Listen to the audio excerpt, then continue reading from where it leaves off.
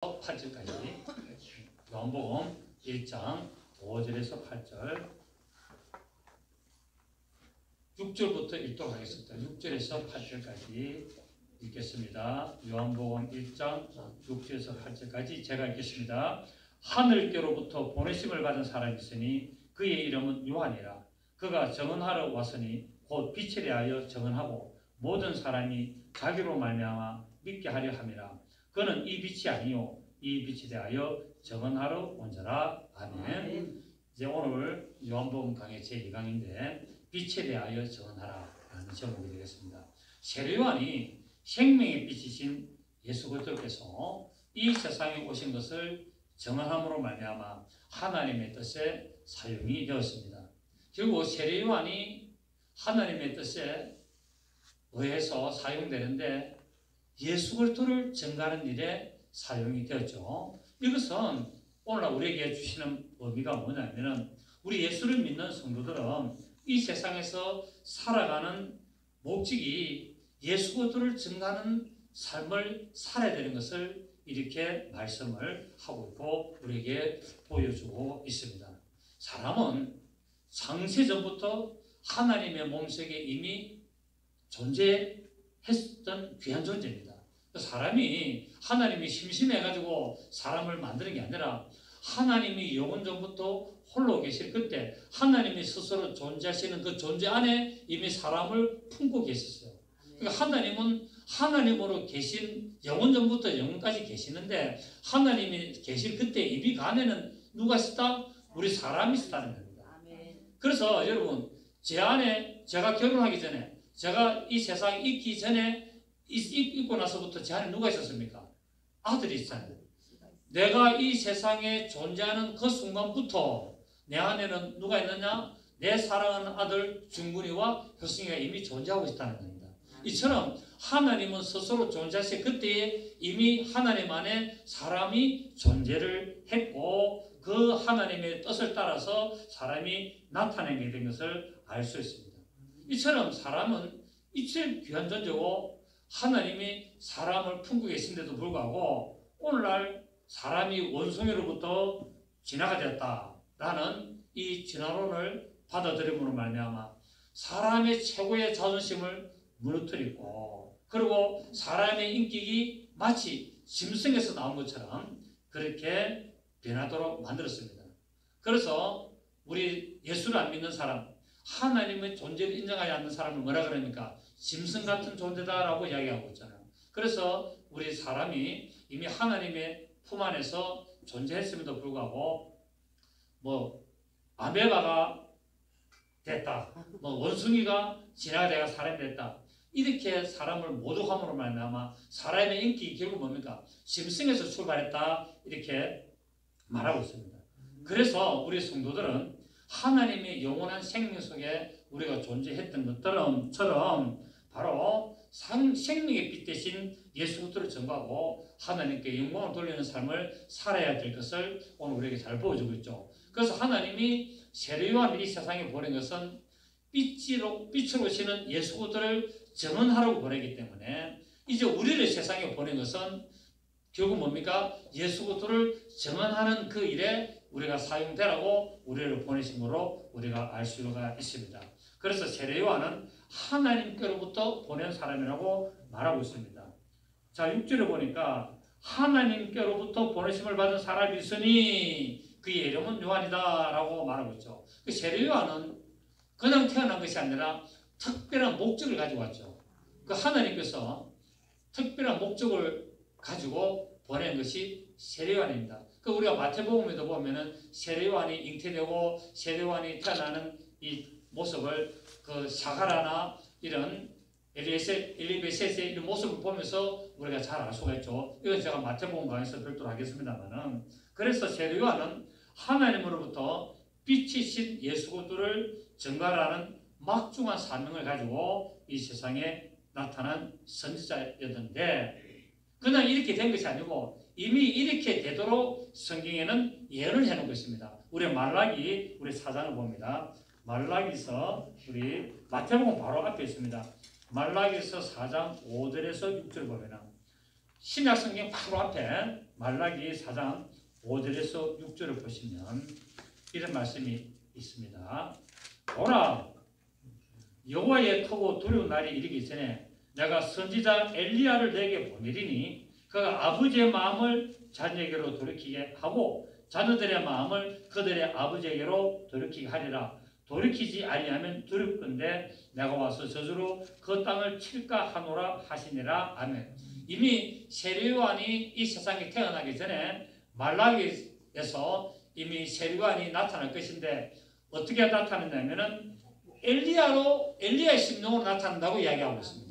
하나님은 이렇게 숨겨놓고 있죠. 하나님은 숨겨놔가지고 하나님의 비밀을 이렇게 깨닫는 자만 알도록 만들어 놓고 있습니다. 그래서 이 말라기서의 예언을 따라서 누가복음 1장 16절 17절에 보면은 이런 말씀이 있는데 이스라엘 자손을 주고 저희 하나님께로 많이 돌아오게 하겠습니다. 제가 또 엘리야의 심령과 능력으로 자 우리 누가복음 봅시다. 우리 요한복음 바로 앞에 우리 누가복음이 있으니까 우리 누가복음 1장을 봅니다. 누가복음 1장 16절을 보면은 세례 요한이 나타날 모습을 말하고 있는데 누가복음 1장 16절에 보면은 뭐라고 기록을 하고 있느냐 하면은 이스라엘 자손을 주 곧 그들의 하나님께로 많이 돌아오게 하겠습니다. 그가 곧 이 세례 요한이 또 엘리야의 심령과 능력으로 주 앞에 먼저 와서 아버지의 마음을 자식에게 거스르는 자를 의인의 서기로에 돌아오게 하고 주를 위하여 세운 백성을 준비하리라 라고 말하고 있습니다. 자, 우리 말라기 아까 읽었던 4장 5절 6절하고 똑같은 내용이죠. 똑같은 내용인데 말라기에서는 엘리야를 보낸다 했는데 오늘 이 누가복음에는 세례 요한이 왔는데 이 세례 요한이 어떻게 왔다고요? 엘리야의 심정과 능력으로 왔다. 그래서 말라기에서 엘리야를 보낸다는 그 엘리야가 결국은 진짜 엘리야가 온 것이 아니라 엘리야의 심령과 능력으로 오게 되는데 그가 바로 세례 요한이 있다는 것을 말하고 있고 그래서 세례 요한이 이 세상에 와서 예수님을 증거할 때 요한복음 1장 29절 뒤에 보면 나올 텐데 보라 세상 죄를 지고 하는 하나님의 어린 양이로다 라고 증언을 하게 되었습니다. 그렇습니다. 세례 요한은 하나님이 인정하시는 마지막 제사장이 있죠. 그러니까 구약 성경에 보면은 왕, 제사장, 선지자가 있습니다. 그런데 이 세례 요한은 구약 성경에 마지막 제사장으로 오죠. 마지막 제사장으로 오시고 그 마지막 제사장이 폐하여지고 영원하신 대제사장이 있었는데 그가 누구냐면은 바로 예수 그리스도라는 겁니다. 그러니까 구약에서는 해마다 제사장이 바뀌지만은 우리 영원한 대제사장이신 예수 그리스도께서는 해마다 바뀌는 것이 아니라 영원한 대제사장으로 오시는 것을 우리가 알 수가 있습니다. 그래서 이 세례 요한은 바로 마지막 제사장으로서 복음이신 예수 그리스도만을 증거하고 말씀을 실어 나르는 소리 역할을 다하고 직분을 다하고 사라진 것을 우리가 알 수 있습니다. 그래서 요한복음 1장 23절에 보면은 세례 요한이 너는 누구냐라고 하니까 나는 선지자 이사야의 말과 같이 주의 길을 곱게 하라고 광야에서 외친 자의 소리다라고 말하고 있습니다. 우리 요한복음 찾았으니까 23절 보십시오. 1장 23절에 보니까 22절에 보니까 또 말하되 누구냐 우리를 보낸 이들에게 대답하게 하라. 너는 내게 대하여 무시를 하느냐 이르되 나는 선지자 이사야의 말과 같이 주의 길을 곱게 하라고 광야에서 외친 자의 소리로다. 나는 말씀이 아니고 나는 말씀을 실어 나르는 소리다라는 겁니다. 그리고 세례 요한이 능력이 많고 세례 요한이 막 회개를 외치고 하니까 사람들이 세례 요한이 메시아인 줄 알았어요. 세례 요한이 메시아인 줄 알고 이제 물어봅니다. 네가 누구냐? 네가 네게 대해서 뭐라고 하냐니까 나는 바로 말씀을 실어 나르는 소리다. 내 뒤에 누가 온다? 말씀이 오신다. 나는 내 뒤에 오시는 말씀을 내 소리에 실어서 세상에 전파하는 그 역할을 하기 때문에 나는 누구다? 메시아 가지고 나는 선지자다 이 말입니다. 선지자는 많은 자입니까? 하나님의 말씀을 실어 나르는 자가 선지자거든요. 그래서 선지자는 하나님의 말씀을 실어 나르는 소리입니다.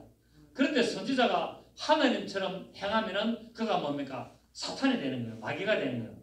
그렇기 때문에 선지자는 뭡니까? 오직 하나님의 말씀을 전하는 역할만 해야 되지. 선지자가 자기를 자랑하면 안 되는 거예요. 선지자가 자기를 높이면 안 되는 겁니다. 선지자는 오직 자기를 사용하는 하나님께 영광을 돌리고 자기에게 주신 하나님의 말씀을 잘 전가하고 하나님의 이름을 영화롭게 하는 그 역할하고 조용히 사라지는 것이 선지자였습니다. 그래서 이사야 40장 3절 8절을 보면은 이 이사야가 나는 광야의 외친 자의 소리다 라고 말하는데 한번 보겠습니다. 이사야 40장 우리 한번 보겠습니다. 이사야 40장 우리 3절로 보시겠습니다.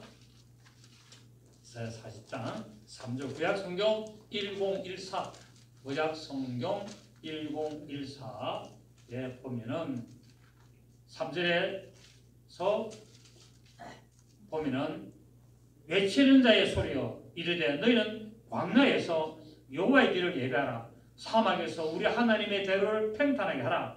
골짜기마다 도두어지며 산마다 언덕마다 낮아지며 고르지 아니한 곳이 평탄하게 되며 험한 곳이 평지가 될 것이요 여호와의 영광이 나타나고 모든 육체가 그것을 함께 보리라. 이는 여호와의 입이 말씀하셨느니라. 말하는 자의 소리에 이르되 외치라. 대답하되 내가 무엇이라 외치리까 하니 이르되 모든 육체는 풀이요 그의 모든 아름다움은 들의 꽃과 같으니 풀은 마르고 꽃이 시들면 여호와의 기운이 그 위에 불미라.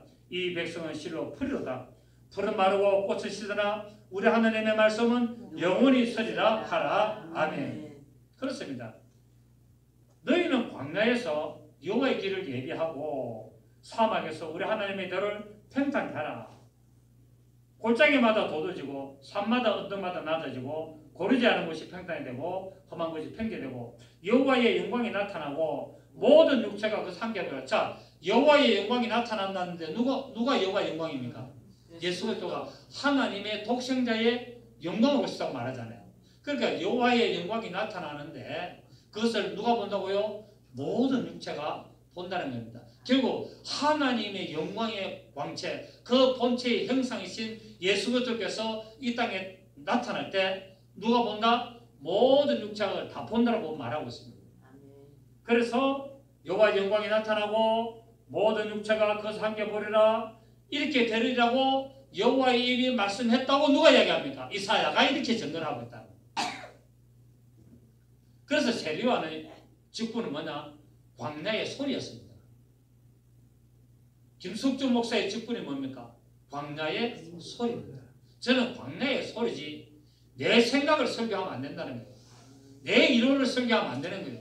오직 하나님의 입에서 나오신 말씀, 이 성경을 알기 쉽도록 이해하도록 풀어서 설교해야 되지. 여기서 내 생각을 주어놓고 내 철학을 주어놓고 나의 관점을 여면 그게 엉터리게 되는 것을 알 수 있습니다. 아무리 듣기 좋은 소리고 아무리 훌륭한 소리라도 자기 생각이 들어가고 인간적인 개인적인 그런 관점이 들어가면 그 설교는 실패할 수밖에 없다는 사실입니다. 세례요한은 형식적이고 외식적인 구약의 낡은 이 습관, 이 잘못된 습관을 버리고 오직 신실한 믿음의 삶을 살기를 원한 광야의 소리에 그 직분을 다했습니다. 자, 그렇다면 광야는 어떤 것입니까? 광야라는 것은 세상이 나는 이 광야에서 애굽에서 나와서 그리스도 안에서 변화된 삶을 살도록 인도된 장소가 광야라고 제가 말씀을 드렸습니다. 오늘 오전 설교에 광야는 어디다? 교회다. 광야는 세상이라는 마귀가 지배하는 저 세상이라는 애굽에서 예수 그리스도를 믿고 홍해를 건너서 나온 하나님의 백성들이 모여있는 교회가 바로 광야라는 거예요. 그래서 광야를 상징하는 교회에서 세상과 죄에 붙잡혀서 얽매였던 노예 근성을 버려야 된다는 거예요. 그래서 하나님은 이스라엘 백성들을 광야에서 40년 동안 뺑뺑 돌리면서 뭐를 하게 만들었습니까? 노예 근성을 버리도록 만들고 죄의 습관을 뽑아내도록 만들었습니다. 몸속에서 죄가 완전히 빠져나가기를 하나님은 원하셨는데 그 기간이 40년이 걸렸습니다. 4라는 수는 고난의 수, 40이라는 것은 고난의 완전수. 결국 우리 삶에서 죄를 완전히 뽑아내고 이 세상에서 이 잘못된 습관, 죄의 근성을 뽑아내는 데는 이런 40년이 걸린다는 겁니다. 그 고난을 완전히 겪어야만이 죄의 근성을 뽑아내고 세상의 잘못된 삶에서 벗어날 수 있지, 그렇지 않냐고는 절대로 죄의 근성을 뽑아낼 수 없는 것을 상징하고 있습니다. 그래서 광야는 우리 예수 믿는 사람들에게 필요하다 안 하다? 필요할 수밖에 없다는 사실입니다. 왜? 세상에서 우리가 옛날까지 살아오면서 얼마나 죄에 찌들렸고 이 노예의 근성에 사로잡혀 살아왔습니까? 하나님께서는 이제 이 세상에서 살고 있던 죄의 근성에 속하여서 노예의 근성에 속하여서 살고 있는 하나님의 백성을 교회로 불러내어서 40년간 이 고난의 완전한 수를 통해서 우리에게 하나님의 말씀이 온전히 이루도록 훈련시키는 장소임을 알 수가 있습니다.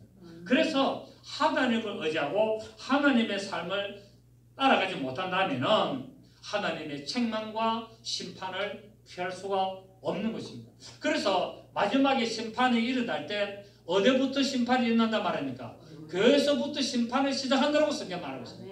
하나님이 이 세상을 심판하실 때 반드시 교회에서부터 심판을 시작을 해가지고 교회 안에 있는 죄들을 다 드러내고 교회 안에 있는 노예 습성들을 다 드러내고 그런 잘못된 것들을 다 밝혀내고 세상을 심판한다고 성경은 말씀을 하고 있습니다. 그렇기 때문에 세례요한은 광야의 소리로서 천국을 증거한 후에 바로 목배임을 당하여서 그 직분을 온전히 감당하고 소리도 없이 사라져버렸습니다. 그 세례요한이, 여러분, 세례요한은 예수를 증거했기 때문에, 그리고 마지막 제사장이기 때문에 하나님이 그를 살릴 수도 있고 예수님이 그를 구해줄 수도 있습니다. 맞습니까? 예수님이 세례요한 하나 좀 구해내는 거 아무것도 아니에요. 천사 하나만 보내면 그냥 구해냅니다. 베드로를 감옥에서 빼내는데 안 그렇습니까? 세례요한을 감옥에서 왜 못 빼냈습니까? 그러나 예수님은 이런 방구도 하지 않고 관심도 두지 않았습니다. 왜? 세례요한은 그렇게 죽어야만 했기 때문에. 세례요한이 살아있는 예수가 증거가 안 되는 거예요. 그래서 율법은 마지막에 율법은 뭡니까? 소리 소문도 없이 사라져야 되는 거예요. 그래서 세례요한이 바로 목뱀을 당하고 죽고 나니까 그때부터 복음이 시작되는 겁니다. 그래서 율법이 죽어야 복음이 시작되는 겁니다. 아멘. 이게 성경의 원리고, 그래서 예수님은 세례요한이 죽도록 순교를 당하도록 그렇게 놔둔 것을 알 수가 있습니다. 이처럼 우리도 예수를 증거하는 삶을 살고 우리는 소리 소문 없이 사라지는 그저 살아야 되지, 교회 안에서 나를 높이고 나를 자랑하고 내가 인기를 누린다면 하나님으로부터 인정받지 못한다는 것을 또 알 수가 있습니다. 여러분께서 주어진 이 직분을 잘 감당하여서 정말 죽기까지 충성하시는 여러분 되시기를 부탁을 드리겠습니다. 여러분, 우리가 히스기야 기도를 잘 아는데, 우리가 히스기야의 기도 이사야 38장 3절을 보면은 주 앞에서 진실과 전심으로 행하여 주의 목전에서 선하게 행한 것을 기억하십시오라고 말하고 있습니다. 그 히스기야는 죽는다, 하나님이 너 죽는다라고 하니까 기도를 하면서 말한다면, 하나님, 내가 하나님 앞에서 진실과 전심으로 내가 행하지 않습니까? 내가 이렇게 주의 목전에서 선하게 한 일들을 기억하시고 나를 살려주십시오라고 기도하니까 하나님이 그 기도를 들으십니다. 그런데 악을 행하고 죄를 지으면서 하나님 앞에 기도한다고 들으시는 것이 아니라 진실로 전심으로 하나님 앞에 행한 그 모습을 나타내기 때문에 하나님이 그 기도를 들으시고 15년간을 더 살려주신 것을 우리는 알고 있습니다. 그렇습니다. 오늘날 우리 예수 믿는 성도들은 광야라는 이 세상에서 예수 그리스도의 다시 오심을 우리가 증거하고 또 전파해서 많은 영혼들을 구원하고 우리에게 맡겨진 직분, 그 예수를 증거하는 이 직분을 잘 감당해서 주의 몸된 교회에 충성과 헌신으로 하나님께 영광을 돌리는 삶을 살게 될 것을 하나님은 우리에게 부탁하고 있습니다. 또 이 세례요한은 광야의 소리였고 그 다음에 뭐였습니까? 사막에서 하나님의 대로를 평탄케 하는 소리였습니다. 사라지는 소리고 광야의 소리고 하나님의 대로를 평탄케 만드는 자였습니다. 여러분, 사막이란 어떤 곳입니까? 험한 곳, 살 수 없는 곳. 그러니까 결국 사막이라는 것은 이스라엘 백성들의 영적으로 암흑된 상태를 사막이라 그래요. 그러니까 결국 이 이사야가 이 예언을 했을 때 그때 이스라엘 백성들은 영적으로 사막과 똑같은 완전히 메말라버린 풀 한 폭이 없는 정말 물 한 방울 없는 그런 험난한 영적인 죽음의 상태, 그때가 바로 이스라엘 백성들의 영적인 상태였고 암흑개성을 우리가 볼 수가 있습니다. 그래서 하나님은 이 이사야 선지자를 통해서 이 하나님의 대로를 평탄하게 만들어라라고 명령을 내리고 있습니다. 당시 이스라엘이 얼마나 타락했는지 말라기 1장 보면은 이스라엘의 타락상이 나옵니다. 그래서 말라기로부터 예수님 다시 오실 때까지 영적으로 400년 동안에 완전히 영적으로 암흑기 시대가 오게 되죠. 그래서 하나님의 음성도 들을 수도 없고 하나님의 말씀을 읽을 수도 없고 하나님의 말씀을 읽어도 깨달을 수도 없는 완전히 영적인 눈이 감겨버린 그런 영적인 암흑기가 오게 되는데 왜 그때 이스라엘 백성들의 영적인 암흑기 상태가 어땠는지 말라기 1장에서 설명을 하고 있습니다. 자, 우리 말라기 1장, 우리 아까 찾았던 마태복음 바로 앞에 말라기 1장 우리 8절에서 9절 한번 보겠습니다. 말라기 1장 8절에서 9절, 마태복음 바로 앞에, 신약 성경 바로 앞에, 마태복음 바로 앞에 말라기 1장 8절, 만군의 여호와가 이르노라 너희가 눈먼 희생제물을 바치는 것이 어찌 악하지 아니하며 저는 것 병든 것을 드리는 것이 어찌 악하지 아니하냐. 이제 그것을 너희 총독에게 드려보라. 그가 너를 기뻐하겠으며 너를 받아주겠느냐. 만군의 여호와가 이르노라 너희는 나 하나님께 은혜를 구하면서 우리를 불쌍히 여기소서 하여 보라. 너희가 이같이 행하였으니 내가 너희 중 하나님들 받겠느냐라고 말하고 있습니다. 결국 이스라엘 백성들이 하나님 앞에 제물을 드리기는 드리는데 어떻게 드리냐면 온전한 것을 드리지 않고 완전히 비루먹은 것, 눈먼 것, 저런 것, 상품 가치가 안 되는 것, 버리려니까 아깝고 키우려니까 돈 안 되고 이거를 하나님 앞에 제물로 드리는데 이거라도 드리자. 그래 드리는 영적인 완전히 타락상을 이렇게 하나님은 말씀하고 있습니다. 지금 이스라엘 백성들이 영적으로 타락하는 상태가 바로 이런 모습이라는 겁니다. 이런 모습으로 하나님이 이사야 선지자를 통해서 이 어두운 이 이스라엘 백성들에게 네가 예언을 하여서 하나님의 대로를 평탄케 하라는 예언을 하라고 말씀을 드릴 때입니다. 이스라엘 제사장들이 하나님께 더럽고 눈물고 저는 것 병든 것으로 희생제물을 드리면서 하나님의 제단을 멸시했습니다. 오늘 우리 예수 믿는 사람들이 예수를 믿는다고 교회를 다니면서 얼마나 하나님을 멸시하고 있습니까? 교회 안에서 지지고 볶고 싸우고 교회 안에서 똥물을 뿌리고 그래 되겠습니까 여러분? 교회 안에서 떨어져가지고 사살을 하고 이런 일들이 오늘날 교회 안에서 일어나고 있습니다. 그러니까 세상 사람들이 교회를 향하여 손가락질하는 거예요. 교회가 졌다고 그러니까 누가 하나님 살아있다고 하겠느냐 이렇게 욕을 얻어먹습니다.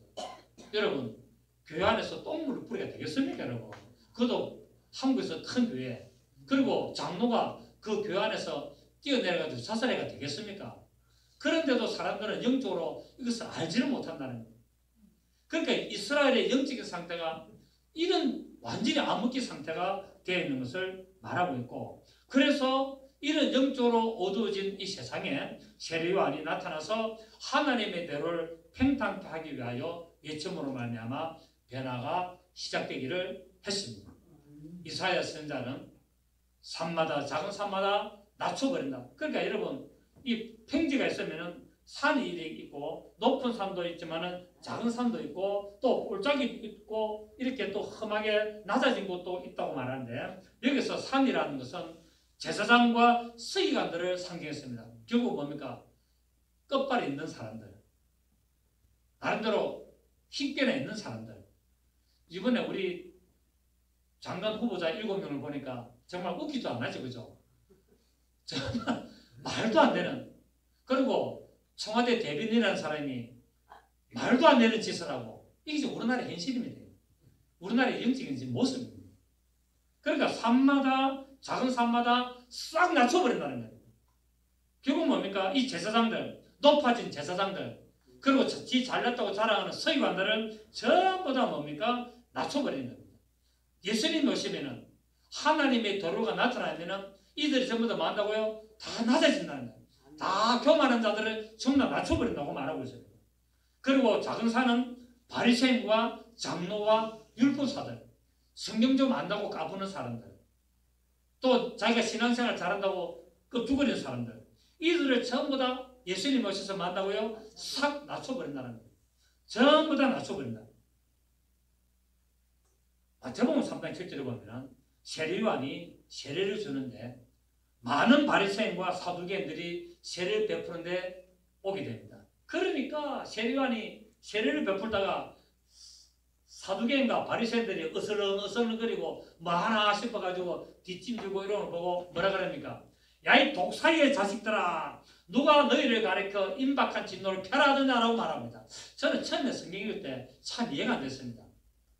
아니, 바리새인과 서기관들이 세례 베푸는데 오면은 너희들도 세례를 받으러 가느냐? 어서 오너라 해가지고 세례를 주면 좋은데 세례를 베푸는데 오는 바리새인과 서기관들 보고 독사의 자식들하고 막 야단치거든요. 처음에는 좀 이해가 안 됐습니다. 그런데 이제 성경을 알게 되니까 이들은 사탄의 세력이라는 거예요. 사탄의 세력이 하나님의 뜻을 나타내는 세례 베푸고 그 영혼을 구원하는 이곳에 방해하러 오는 것을 보고 있다는 거예요. 방해하러 오고 또 무슨 짓거리를 하나 하고 보러 오는 모습이지 저들이 세례를 받으러 오는 모습이 아니라는 거죠. 그럴 때 세례요한이 바로 독사의 자식들아. 이 독사가 뭡니까? 마귀의 자식들아. 결국 너희들은 구원지 안 된다는 겁니다. 너희들은 구원이 없는 아주 악한 마귀의 자식이기 때문에 너희들을 보고 누가 하나님의 임박과 진노를 피하라 하더냐. 너희는 하나님의 진노를 받을 수밖에 없다 이 말입니다. 세례요한은 하나님 앞에 높아지고 교만한 마음을 이처럼 낮춰버렸습니다. 결국 산마다 작은 산마다는 뭡니까? 바로 마태복음에서 금방 우리 3장 7절 읽었던 바리새인과 사두개인들이 산마다 작은 산마다입니다.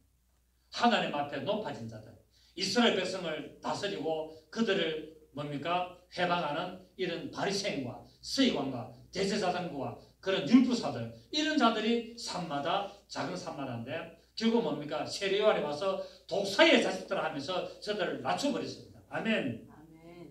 그리고 잠언서 16장 17절에 20절에 보면은 악을 떠나는 것은 정직한 사람의 대로니라고 말하고 있습니다.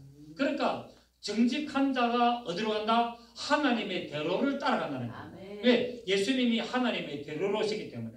예수님이 내가 곧 길이요 진리요 생명이기 때문에 이 하나님의 대로, 이 하나님의 진리의 대로를 따라간 자는 누가 하느냐? 정직한 자가 따라갔는데 성경에서 말하는 정직은 뭐냐? 성경에서 말하는 정직은 하나님의 말씀을 가감하지 않는 자를 정직한 자란 말입니다. 그러니까 우리 잠언서 4장에도 나오죠. 거짓말하는 자는 하나님의 말씀을 더 붙이고 더 빼는 자를 거짓말하는 자고, 이 자를 요한계시록에서는 거짓말하는 자인데 하나님의 나라에 들어갈 수가 없다라고 말하고 있습니다. 결국 하나님의 대로를 따라간 자는 정직한 자가 따라가게 되고, 그래서 잠언서 16장 봅니다. 잠언서 16장 보시겠습니다. 잠언서 16장 17절입니다. 잠언서 16장 17절에 보시면 928페이지 구약성경 928페이지 잠언서 16장 17절 시작. 악을 떠나는 것은 정직한 사람의 대로이니 자기의 길을 지키는 자는 자기의 영혼을, 그러니까 정직하게 나가야 뭡니까? 자기 영혼을 지킨다는 거예요. 정직하지 않으면, 하나님의 말씀에 정직하지 않으면 자기 영혼을 지킬 수가 없다는 사실입니다. 18절을 보십시오. 시작. 교만은 패망의 순봉이요 거만한 마음은 넘어짐의 앞잡이니라. 겸손한 자와 함께하여 마음을 낮추는 것이 교만한 자와 함께하여 탈취물을 나누는 것보다 나으니라. 삶과 말씀에 주의하는 자는 좋은 것을 얻나니 여호와를 의지하는 자는 복이 있느니라. 아멘. 또 골짜기마다 도두지게 하였다는 것은 하나님 앞에 겸손하고 하나님 앞에 낮아지고 하나님 앞에 비천한 자들을 높여준다는 겁니다. 그러니까 하나님은 교만한 자를 낮추고 겸손한 자를 높이겠다는 말씀이죠. 그 결국 뭡니까? 거짓말하는 자를 낮춰버리고 정직한 자를 하나님의 대로로 인도하신다고 말씀하고 있습니다. 그래서 예수께서 오셔서 율법으로 인하여서 문자적으로 율법을 지키라고 강요하는 이 묵은 짐을 진 자들을 진리로 자유케 하시는 것을 우리가 보았습니다. 누가복음 18장 14절에 보면은 무릇 자기를 높이는 자는 낮아지고 자기를 낮추는 자는 높아지리라고 말씀을 했습니다. 하나님 앞에서 낮아지시기를 바랍니다. 아멘. 하나님 앞에서 낮아지면은 하나님이 때가 되면은 너희를 높이시리라 말씀하고 있습니다. 근데 사람들은 자꾸 교회 안에서 높아지려고 하는 거예요. 목이 힘주고 내가 목삼네, 내가 장로네, 얼마나 웃긴지 모릅니다.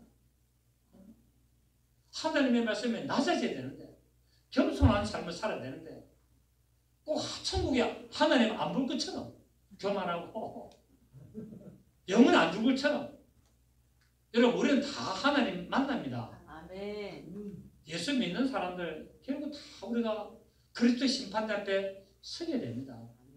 그리고 모든 이 세상에 태어났다고 죽은 모든 자들도 다 뭡니까? 하나님의 벽보자 심판 앞에 다 서는 날이 옵니다. 그런데 꼭 하나님은 안 볼 것처럼 하고 있어요. 나는 절대로 안 죽을 거야. 착각하지 마십시오. 다 죽게 됩니다. 언제 죽을지는 모릅니다. 올 때는 순서가 있어도 갈 때는 순서가 없는 것처럼 반드시 죽는데 우리는 언제든지 죽더라도 하나님을 만난다는 각오로 살아가야 될 줄 믿습니다. 아멘. 그러므로 우리가 그리스도의 몸된 교회에서 낮아지는 모습으로 산다면 이런 교회가 생명력이 있는 교회고 이런 교회가 바로 하나님의 영광이 나타나는 교회고 이런 사람들이 정말로 하나님의 축복을 받는 삶임을 알게 됩니다. 그렇습니다. 우리는 나의 마음이 찔리는 말씀을 들을 때 내 생각을 변화시키게 됩니다. 하나님의 말씀이 내 심령을 찌르고 하나님의 말씀을 내 폐부를 찌르게 되면 그 말씀을 따라서 나의 삶을 뭐 해야 된다고요? 바꿔나가야 된다는 거예요. 그리고 또 하나님 말씀을 사모해야 된다는 거예요. 하나님의 말씀을 귀를 막고 듣기 싫다고 귀 막고 엉뚱한 생각하고 그렇게 해서 안 되고 내 가슴을 찌르고 내 심장을 흡입하더라도 그 말씀을 사모하는 자가 되어야 된다고 말씀하고 있습니다. 이처럼 하나님의 부르신 목적이 있는데 하나님은 세례요한을 왜 불렀고 저와 여러분을 왜 불렀냐면은 바로 복음을 전하게 하려고 불렀다고 말씀하고 있습니다. 그래서 전도자의 일을 해라는 거예요. 보내심을 받았다는 말은 파견됐다는 의미입니다. 곧 대사가 되었다, 또 대리인이 되었다, 또 내가 사절로 위험을 받았다라는 것을 말하고 있습니다. 그래서 하나님으로부터 부르심을 받은 성도들은 모든 것을 합력하여 선을 이루는 일에 쓰임받아야 됩니다. 아멘. 너는 내대로 나는 내대로 아니라 우리는 합력하여 선을 이루어야 된다는 거예요. 그래서 교회는 자꾸 힘을 합치고 합력해야 되는데 저보다 자기 욕심 챙기고 자기 밥그릇 챙기고 자기를 내세우고 자기가 더 높아지려고 하다 보니까 이게 어렵다는 사실입니다. 우리도 교회를 합해봤는데 안 되죠. 왜? 내가 내다 하니까 안 되는 거예요. 자기를 낮추면 되는데 겸손하면 되는데 꼭 내가 1등이 돼야 되고 내가 대장이 돼야 되고 내가 뭐가 돼야 되고 그러니까 안 되는 겁니다.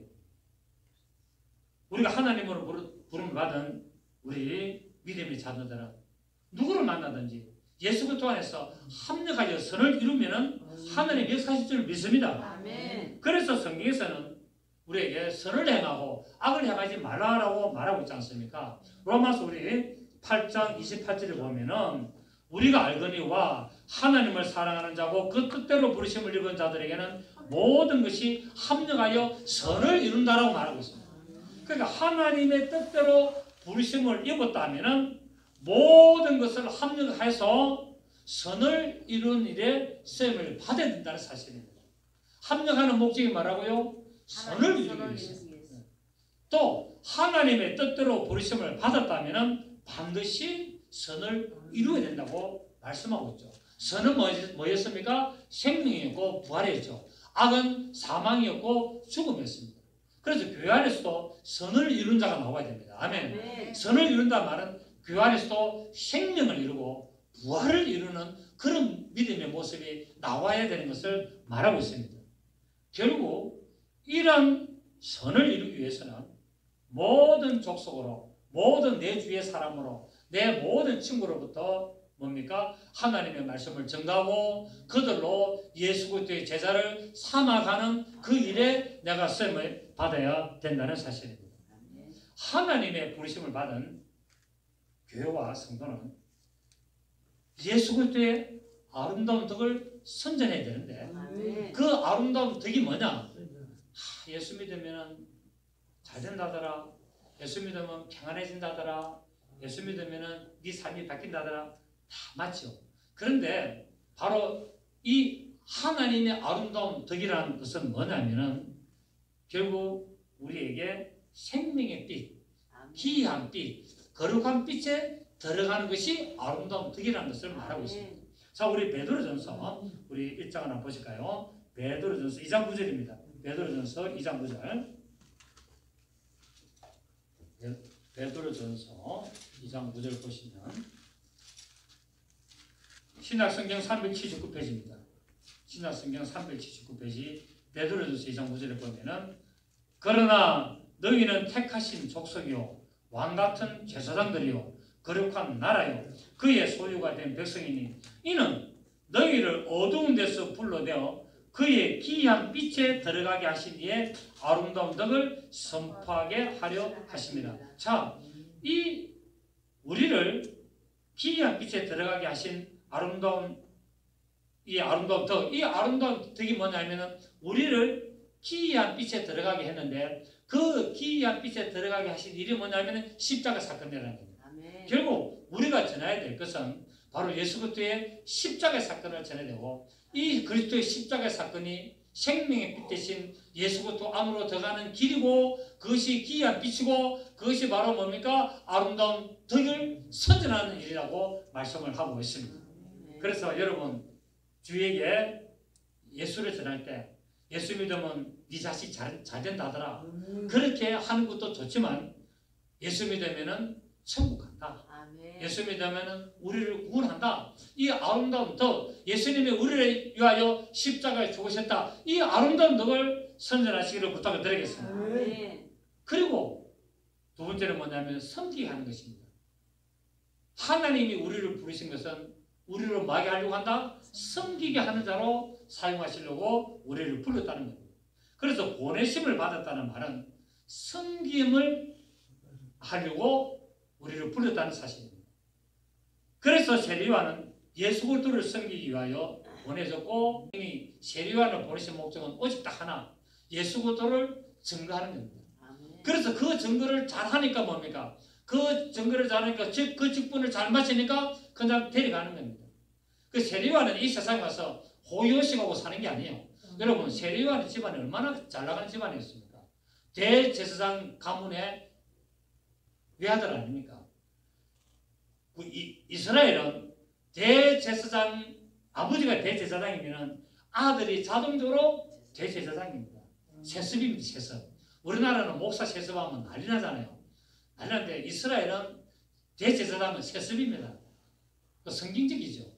그래서 세리와는 아버지가 대제사장이기 때문에 자기는 그냥 대제사장으로서 그냥 멋진 옷 입고 왕관 쓰고 그렇게 평생을 편안하게 살 수 있는데 세리와는 이 모든 것을 다 버리고 하나님이 안 계시는 그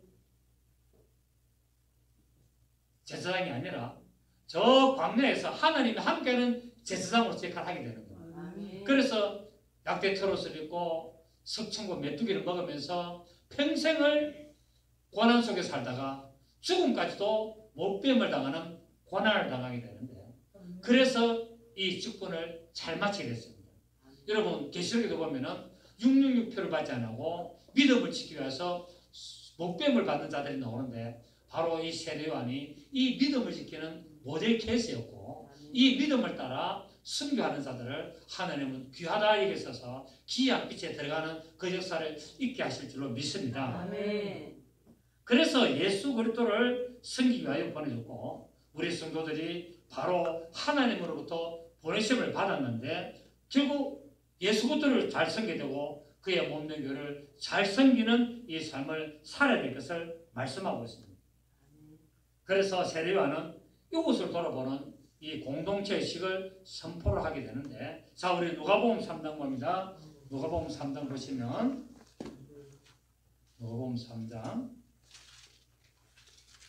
세례요한이 섬기게 하는 직분을 받았는데 이거 무엇을 섬기게 하는가? 우리 누가복음 3장 11절에 보시면 나옵니다. 누가복음 3장 11절부터 대답하여 이르되 옷 두 벌이 있는 자는 옷 없는 자에게 나눠줄 것이요 먹을 것이 있는 자도 그렇게 할 것이라 하고 또한 세리들도 세리를 받고자 하여 와서 이르되 선생이요 우리는 무엇을 하리까 하며 이르되 부가된 것 외에는 거두지 말라 하고 우리들도 물으리되 우리는 무엇을 하리까 하며 이르되 사람에게서 강탈하지 말며 거짓으로 고발하지 말고 받는 급료를 족한 줄로 알라 하니라. 아멘. 이렇게 섬김을 선포하니까 백성들이 세례요한을 혹 그리스도가 아닌가라고 생각했다고 15절에 이야기하고 있습니다. 15절 보시면은 백성들이 바라고 기다림으로 모든 사람이 요한을 혹 그리스도신가 심중에 생각했다고 말하고 있습니다. 그러니까 세례요한은 오직 하나님의 말씀대로 살았어요. 하나님의 말씀대로 사니까 사람들이 뭡니까? 그리스도 아닌가? 메시아가 아닌가라고 생각할 정도로 그렇게 철저하게 하나님의 말씀에 순종하고 복종하는 삶을 살아가는 것을 볼 수가 있습니다. 여러분 우리 성도들은 예수 믿는 사람들은 성경의 황금률을 지켜야 됩니다. 여러분 성경의 황금률이 뭡니까? 누가복음 6장 보시면 나오죠. 누가복음 6장 3장 보십시오. 누가복음 6장 38절? 38절. 누가복음 6장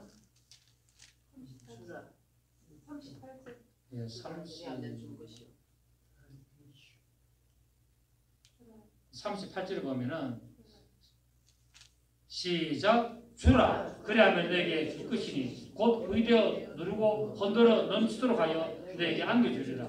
너희가 헤아리는 그 헤아림으로 너희도 헤아림을 도로 받을 것이니라 말하고 있습니다. 남에게 대접을 받으려면은 너도 남처럼 대접을 해라라고 말하고 있습니다. 31절 한번 보십시오. 31절을 보면은 자 30절을 보면은 내게 구하는 자에게 주며 내 것을 가져가는 자에게 다시 달라 하지 말며 시작 남에게 대접을 받고자 하는 대로 너희도 남을 대접하라 라고 말하고 있습니다. 이것이 바로 뭡니까? 바로 섬기는 자의 자세라고 말씀을 하고 있습니다. 오늘 예수 그리스도 증거하러 온 이 세례요한은 또 그 직분을 결론을 맺고 있습니다. 세례요한은 빛을 증거하러 온 자다. 세례요한은 무엇을 증거하러 온 자다? 빛을 증거하러 온 자다. 예수 그리스도께서 오셔서 생명의 빛을 비추시기 때문에 하나님의 아들이심을 증거했습니다. 그래서 세례요한 우리 오늘 본문을 다시 1장 갑니다. 1장 33절에 가면은 요한복음 1장 33절에 가면은 요한복음 1장 33절에 나도 그를 알지 못하였으나 나를 보내어 물로 세례를 베풀하신 그이가 나에게 말씀하실 때 성령이 내려서 누구에든지 머무는 것을 보거든 그가 곧 성령으로 세례를 베푸는 줄 알라 하시기에 내가 보고 그가 하나님의 아들이심을 증언하였노라 하니라 말하고 있습니다. 그렇습니다. 세례요한의 사명은 예수를 증거하는 사명이었습니다. 이스라엘 나라에 많은 사람들이 있고 이스라엘 나라에 예수라는 이름을 가진 자가 많이 있었는데 누가 메시아인 줄 몰랐다는 거예요. 그래서 하나님이 세례요한을 보내서 네가 할 일은 저 이스라엘 백성 중에서 메시아를 증거하고 나타내는 일이다. 그 일만 하고 너는 오늘 하라고 말했다는 거예요. 그래서 세례요한이 이 빛에 대하여 증거를 했다라고 말하고 있습니다. 여러분 우리는 오늘 이 요한복음 1장 6절부터 8절에 바로 이 세례요한의 직분, 이 세례요한의 직분이 바로 빛을 전가하는 직분, 이것을 우리가 한번 살펴봤습니다. 세례요한은 이미 성경에서 말한 대로 광야의 소리였고 하나님의 대로를 평탄케 하는 자였고 복음을 전하는 자였고 섬기게 하는 자였고 예수 그리스도의 빛을 전하는 자로 그 역할을 잘했고 그 잘한 역할에 우리 인간적으로 보기에는 너무나 비참한 목배임을 당하게 됩니다. 그래서 하나님의 뜻대로 잘 나가면 영광을 받는 것보다는 어찌 보면 고난을 받는 것이 마땅한 것 같고 세상 사람으로부터 칭송받는 하나님의 기쁨에 동참하는 여러분 되시기를 예수 이름으로 축복합니다. 좋으신 주님 감사드립니다. 오늘 세례요한 빛에 대하여 전가하는 자에 대하여 살폈습니다. 하나님의 부르심을 받았습니다. 이제 우리들도 하나님의 부르심을 받았기 때문에 우리도 광야의 소리가 되기를 원하고 또 이제 뭡니까? 하나님의 말씀 따라 우리가 이웃을 섬기고 교회를 섬기는 자가 되게 하시고 궁극적으로 바로 빛을 증가하는 자로 쓰임받기를 원합니다. 이 직분을 잘 감당하도록 성령님께서 중환하시고 인도하시고 역사하여 주시옵소서. 돌아가는 발걸음 축복하시고 강력히 하시고 주의 나라와 영광을 위하여 쓰임받는 믿음의 도구를 축복하여 주시옵고 역사하여 주시옵소서. 지혜로 충만케 하시고 풍성케 해주시기를 원하고 살아계신 예수님의 이름으로 기도드리옵나이다. 아멘.